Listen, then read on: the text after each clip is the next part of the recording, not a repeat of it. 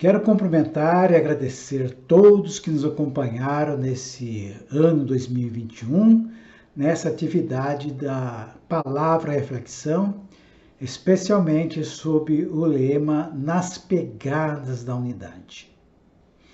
Nesse sentido, nos últimos 2 vídeos aqui vinculados, nós tratamos da mutualidade e da sua prática facilitada por meio de visitas. Mutualidade ou reciprocidade é como chamamos ações das pessoas que marcam a relação entre elas, como mencionadas na Bíblia, tais como amai uns aos outros, perdoai-vos uns aos outros, sujeitai-vos uns aos outros, suportai-vos uns aos outros, e assim por diante. Os ambientes menores, que envolvem poucas pessoas, são os mais adequados à mutualidade. Mas quanto maior e mais pessoas envolvidas, mais improvável que aconteça a mutualidade. Portanto, a mutualidade flui entre 2 ou 3 pessoas e vai se inviabilizando à medida que aumenta, e numa multidão ela é impossível.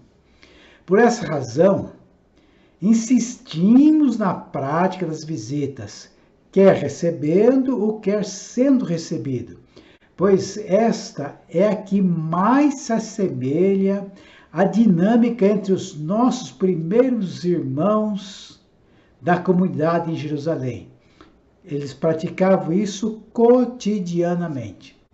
As reuniões caseiras deles não eram como as estilizadas praticadas atualmente. Nesse contexto, quero trazer aqui a passagem de Hebreus 10, 25, que na versão Almeida Revista Corrigida, Almeida Fiel e Almeida Atualizada, ela diz o seguinte: não deixando a nossa congregação, como é costume de alguns, antes a demonstrando-nos uns aos outros, e tanto mais quando vedes que vai se aproximando aquele dia. A versão internacional ela introduz assim: não deixemos de reunirmos como igreja. E a versão King James, também atualizada, diz que não abandonemos a tradição de nos reunirmos como igreja. Ora, durante o período de isolamento social por causa da pandemia, as reuniões presenciais foram duramente atingidas, né?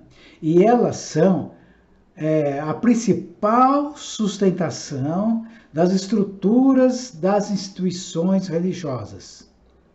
E com isso, então, prejudicou-se especialmente a arrecadação financeira das igrejas e o controle do comportamento coletivo da membresia.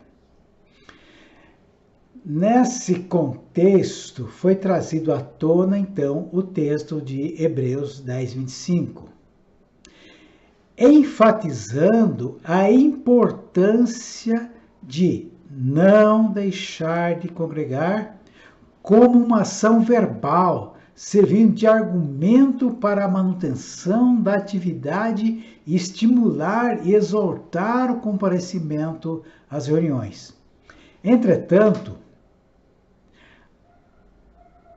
a tradução mais prevalente, não deixar a congregação, possibilita interpretar de uma forma substantiva, sendo a congregação algo próprio a si mesmo, como sinônimo de comunidade e não uma ação verbal.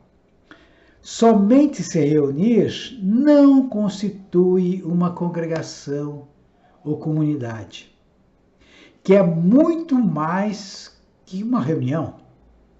Assim como a assembleia de uma associação, a reunião de um condomínio ou a reunião de família não esgotam a associação, o condomínio, nem a família. Logo, participar da comunidade ou da congregação é muito mais do que estar presente em reunião. A comunidade ou a congregação contém a reunião. E a reunião não pode ser maior que a comunidade, então. É por ser uma comunidade que ela se reúne como tal. Ela não se reúne para ser comunidade. É porque é comunidade ela se reúne. Ou se definir como uma comunidade. A comunidade faz a reunião, mas a reunião não faz a comunidade. Portanto, o principal interesse é a comunidade, desse texto, é a comunidade, congregação como substantivo. Além do que, as reuniões da época não eram como as de hoje, como as caseiras de hoje. Hoje, temos reuniões nas casas, mas elas não são caseiras. Elas são templárias, porque tem estilo de templo. O cristianismo foi sequestrado pela reunião e se tornou um refém dela, a ponto de sequer imaginar a vida sem ela. Com nomes diferentes de missa, culto, celebração, etc., ela se tornou o ponto principal do cristianismo e subordinou a si todas as demais expressões da igreja. Quem dela não participa é desviado, e quem não é assíduo é desleixado, ainda que se destaque em virtudes e dons diferentes. É como criar um monstro que, no início da vida, bebê,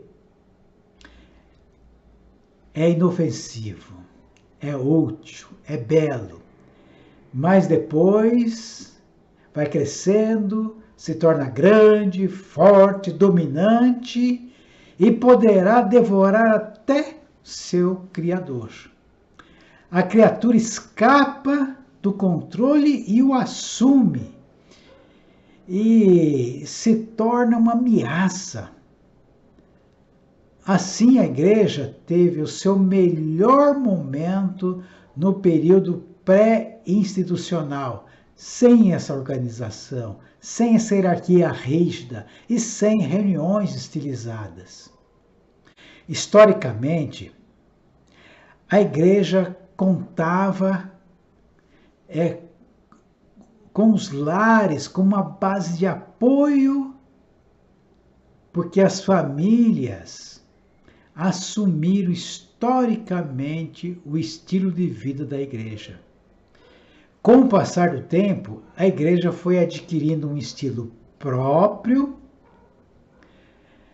com rito, liturgia, serviços singulares, distintos, e as pessoas se especializando neles e tornando-se independentes da família.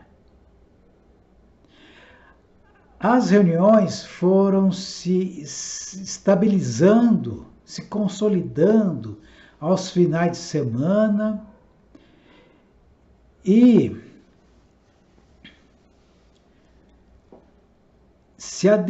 os espaços das casas foram se adequando ao serviço religioso, até que as famílias então começaram a deixar as casas, doá-las exclusivamente para o serviço religioso. Deixaram assim suas casas e lá ficou o serviço religioso. Mas, por volta do século II, meados do século II, lá pelo ano 150, começaram então a construir as primeiras basílicas, que são os edifícios destinados já ao serviço religioso, pensado, planejado, arquitetado para ali não morar gente, mas ali para fazer o serviço religioso. Agora, no século IV, Santa Helena, a mãe do imperador Constantino, aquele que patrocinou a junção com a igreja, cristianismo e igreja, ela que patrocinou assim aquele boom de construção de muitas basílicas que acolheram então os serviços, as reuniões, nos formatos que nós conhecemos hoje. Atualmente, sequer imaginamos a vida sem as reuniões.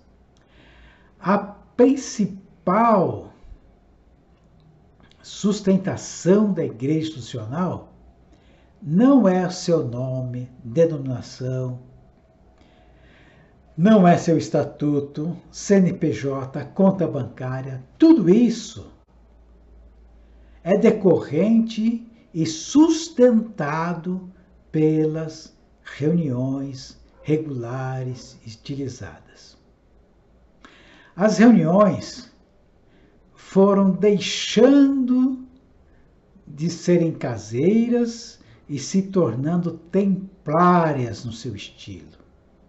Elas migraram da casa para os templos, tomaram as casas para fazer delas templo, migraram para os templos, se estilizaram mais ainda, e hoje as mesmas reuniões continuam no estilo templárias, mas elas ocorrem no templo, mas também nas casas. Ora, o lugar adequado para esse tipo de reunião são os templos, são construídos para isso, arquitetados, pensados, planejados para isso. A casa, ela é pensada para moradia, para convivência de visitar e ser visitado. Pois bem, a essas alturas é importante deixar bem claro que não se pretende combater, se opor, muito menos elaborar atividades que substituam ou concorram com as reuniões, pois estas ações efetivamente planejadas, pensadas, elaboradas com essa finalidade, elas também são institucionais. E assim caracterizadas, nós já sabemos que é repetir a história. Não adianta mudar de reunião para missa, de missa para culto, de culto voltar para reunião, se elas continuam sendo institucionais. Então, a intenção não é combater a reunião. Pelo contrário. Alguns exemplos que nós vamos lembrar aqui, elas estão fora do contexto de competir com a reunião. Fora do contexto. Fora desse propósito. E esses exemplos aqui dados, eles não visam elaborar nem planejar.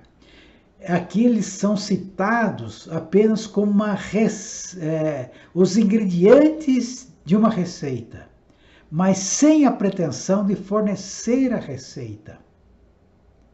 Ela fica por conta, a preparação fica por conta de cada um, conforme a iniciativa, a espontaneidade, conforme a submissão no Espírito Santo. Então, os ingredientes serão apresentados. Agora, cada um é responsável como elaborar. Então, vamos lá a esses ingredientes. Iniciativa. Se disponha e faça o que estiver ao seu alcance, pois Deus não pede mais do que isso. Tudo o que ele pede para você fazer está ao seu alcance. Ele não pede nada fora disso. Ele valoriza até mesmo um copo de água fria, dado a um daqueles pequeninos, como se eu fizesse para Jesus, não é? Espontaneidade. Não se sinta obrigado, não se sinta constrangido por alguém. Apenas não resista ao Espírito Santo, porque a resistência contínua leva a cauterizar a nossa consciência e perdemos a sensibilidade dele. 4A é amor. Sinta-se amado por Deus como de fato é, até mesmo as tragédias um dia se revelarão como providência dele, do amor dele. Permita que Deus ame os outros através de você. Deus só tem a nós para demonstrar o quanto ama. Mutualidade. Dê o primeiro passo para amar, para perdoar, para ajudar, para socorrer. E não espere ter uma retribuição direta. Ela virá com certeza, a bênção virá com certeza, mas por outros meios e por pessoas diferentes. Não é porque eu faço um bem para fulano que eu vou ficar na expectativa que esse mesmo fulano retribua esse mesmo bem para mim. Provavelmente uma outra pessoa vai retribuir esse bem para mim. Provavelmente não a mesma coisa, mas uma outra coisa eu vou receber da mão de outro. Isso é se nós já não recebemos. Então fiquemos atentos e vamos ter a estação de mutualidade. E para fechar, não podia deixar de mencionar a visita. Visite, receba e sempre que possível prepare algo simples para compartilhar, para comer ou para beber. Seja um cafezinho, um bolo, um pão de queijo, uma água, um suco. Partilhe alguma coisa. É um mistério, mas quando a gente faz uma refeição junto, por mais simples que seja, há um mistério de potencializar a comunhão. Se couber, mencione e leia a Bíblia e ore. Mas não força, não. Deixa fluir. Há um livro na Bíblia, só por curiosidade, livro de Esther, que o nome de Deus não é mencionado. Agora, mesmo que Deus não seja mencionado durante essa visita, tenha convicção da presença permanente dele. Porque isso santifica o ambiente. Então é isso. Não vamos confrontar com as reuniões. Vamos fazer o que tem que ser feito. E vamos fazer muito mais ainda fora delas, sem ser institucional, sem ser obrigado, mas espontânea, livre, em doação a Deus e aos irmãos. Por outro lado, não vamos fazer que a instituição tome conta dessas coisas tão bonitas. Então vamos organizar a visita. Eu dizia no vídeo passado, quando se fala em visita, mas está doente? Está desviado? Não. visita espontânea. E todo dia vai ter alguém visitando alguém, como era em Jerusalém. Assim, Deus abençoe. Entramos agora num período de festas, bom Natal, bom Ano Novo, período nós revemos muitas pessoas, período nós temos dias de folga.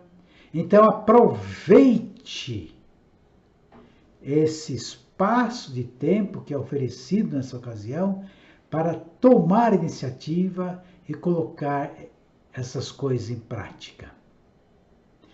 E quem sabe exatamente o que você ouviu durante o ano aqui na Palavra Reflexão, o que você ouviu nesses últimos dias, sirva de pretexto, sirva de subsídio, sirva de assunto para você iniciar essa atividade. E assim, Deus te abençoe. Muito obrigado pela companhia mais uma vez.